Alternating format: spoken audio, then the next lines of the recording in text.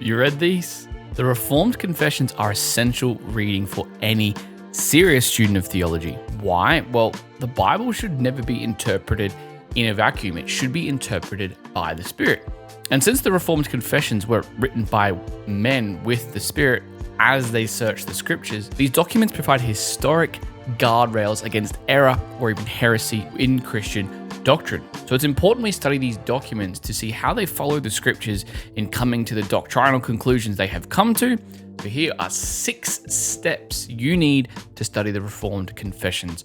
Well, the first one is that you should read all of the major Reformed Confessions at least once in your life. Now, these are, first and foremost, the 3 forms of unity of the Dutch Reformed churches.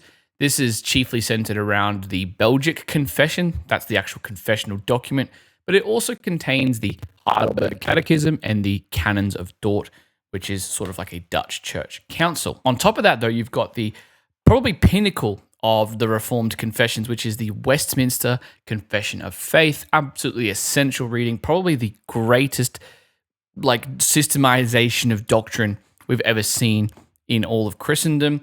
And lastly, my personal favorite, the 1689 Baptist Confession of Faith of the particular Baptists, came out of the Congregationalists. I'd also encourage you to check out the Savoy Declaration of the Congregationalists, which I don't have a print copy of because it's actually kind of difficult to find, but that is also similar to the 1689 in that it is adapted and altered from the Westminster Confession of Faith. So there can be some great comparisons between these confessions, which I'll talk about shortly. Now, of course, depending on your denomination and your theology, you may gravitate to certain ones of these more than others. That's why you'll see my 1689 Modern English copy is well loved. I've used this for family worship, personal study, at church, and a lot more. But whilst you're probably going to have one that you gravitate towards, I recommend you have a good general level knowledge of all of them. I generally recommend reading each of these at least once in your life, but also probably at regular intervals, maybe every year to every couple years. Just brush up on your Reformed Confessions and also constantly use them in your theology study life as reference books. Reference the historic doctrines that the church has confessed as you're reading Puritans or Reformers or you're reading modern works. It's super helpful. Now, of these all, the 3 forms of unity is going to be the longest because, of course, it's 3 documents in one. It's not just one. But the Westminster, the Savoy, the 1689, they're all relatively short. I mean, you could probably read them in a day or two. If you want a one volume that contains all of these creeds and confessions in one book, you'd probably grab Chad Van Dixhoorn's Creeds, Confessions, and Catechisms. One place, it's got them all. Now, all of these books, whether the compiled version or the individual copies, are on my Ultimate Reformed book list. 400 plus books that are sound, curated, reformed in one place with all the information you need, broken up into categories, how many pages in each book, how difficult each book is to read. So go grab access to that document for free down below right now. Let's move on to step 2. You should be summarizing the different paragraphs and articles in these confessions as you read them with notes and dot points, right? So you should be writing down observations, doctrinal points that you notice as you're reading these documents. It's quite a helpful thing to do. Now, you can do this in the book itself if you like to mark your books up, which I am a big proponent of, but also you can do it in a separate document if you'd like to keep your confession copy clean. Normally, I would be all for writing in books, but when it comes to the confessions, because I reference them quite a lot, I prefer not to mark them up too heavily. I'd rather take my notes in a separate notebook, which I have done in the past. Now, how can you take notes? Well, simply just writing down dot points for each paragraph. What are the main summary points that you learn when you're studying, for example, in chapter 6, paragraph 1 of the 1689 on the fall of man?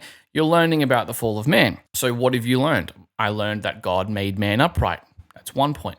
I learned that it was the serpent who brought deception into the world by deceiving Eve. And then she deceived Adam. Right? That's a fact I learned. I also learned that God purposed the fall and that he permitted it to happen. Okay, those are 3 points from one paragraph of a confession. If I went to the 3 forms of unity, the Belgic Confession, if I went to Article 25, I could summarize the abolishing of the ceremonial law, right? Which is right here. Boom. I could summarize, okay, all the ceremonies and symbols of the Old Testament law point to Christ. That's one point. I could mention that the testimonies are still relevant of the law, not in that they're relevant in themselves, but insofar as they point to Christ. Okay, so I can still read the Old Testament and get something out of it, right? What I also encourage people to do, though, is I encourage them to write down their own titles for each paragraph or article in these confessions. Now, in the Belgic confession, there are, generally speaking, depending on the version you've got, titles for each article. Whereas in the 1689, the Westminster, the Savoy, they aren't except at the chapter level, right? So it's helpful, even if there are existing titles, to write your own title in your own words to summarize that paragraph.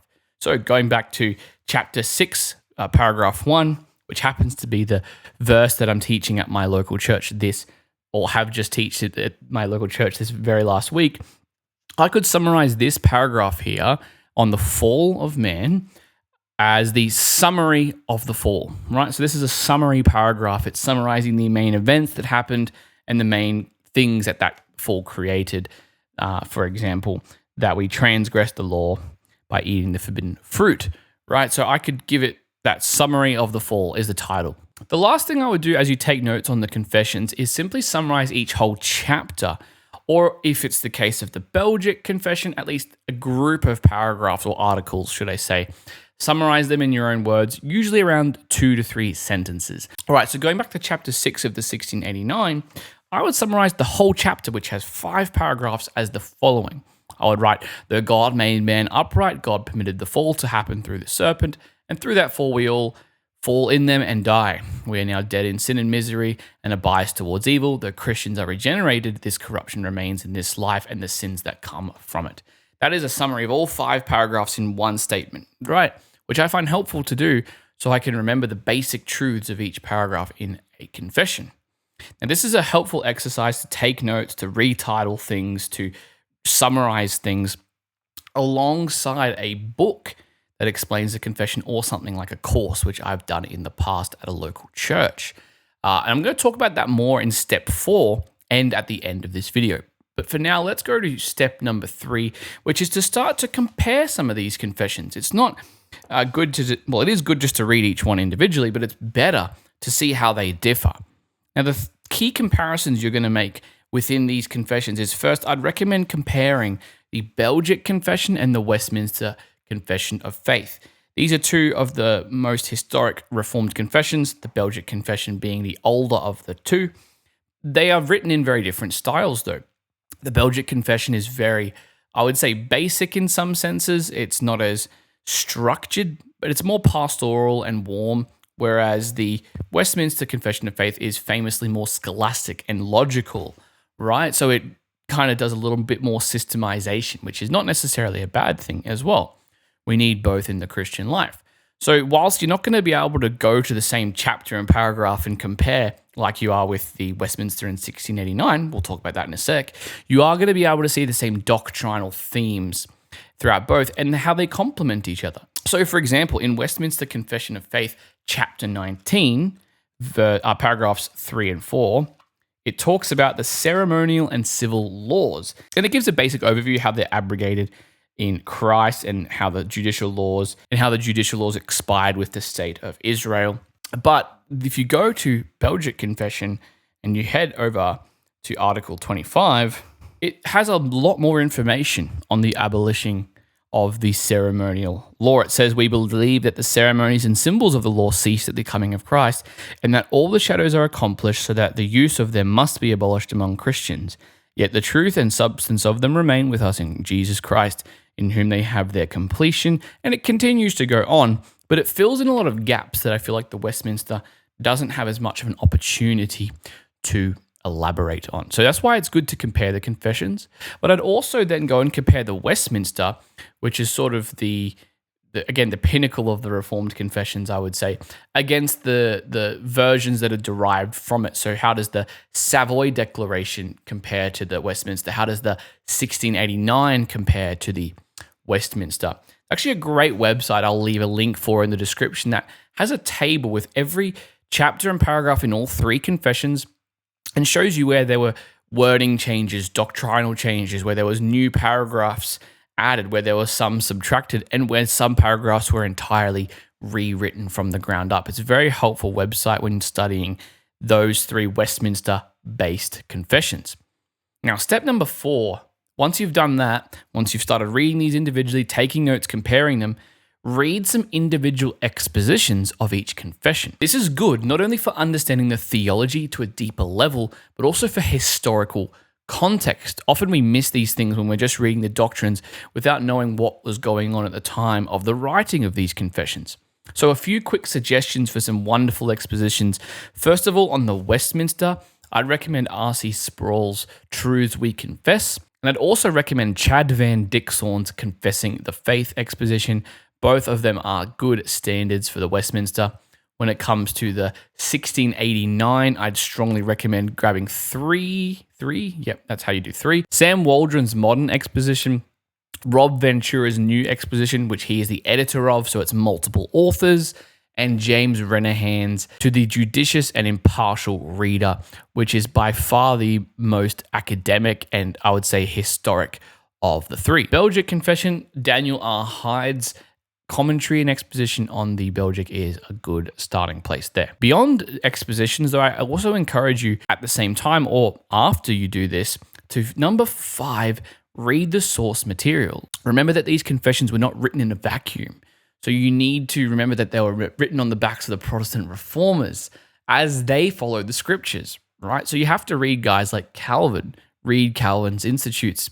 His work, Institutes, it's based on the Apostles' Creed, right? It follows this fourfold structure of the knowledge of God the Creator, the knowledge of God the Redeemer, the way of receiving the grace of Christ, and the Holy Catholic Church. Those are the 4 heads of doctrine that Calvin essentially breaks down into further parts. But you also should be reading Luther, obviously his 95 Theses, the spark that ignited the Reformation, that made the Reformed confessions possible in the first place. Good to read those, even though you can see the doctrine has developed so much more than Luther. Read his short book, The Freedom of a Christian on Justification by Faith Alone. Read his classic, The Bondage of the Will. Read his small catechism, even though, again, you'll see a development away from Lutheran-type doctrine. Also read the early Puritans like William Perkins, who then went on to greatly contribute to the soon-to-be written Confessions of Faith.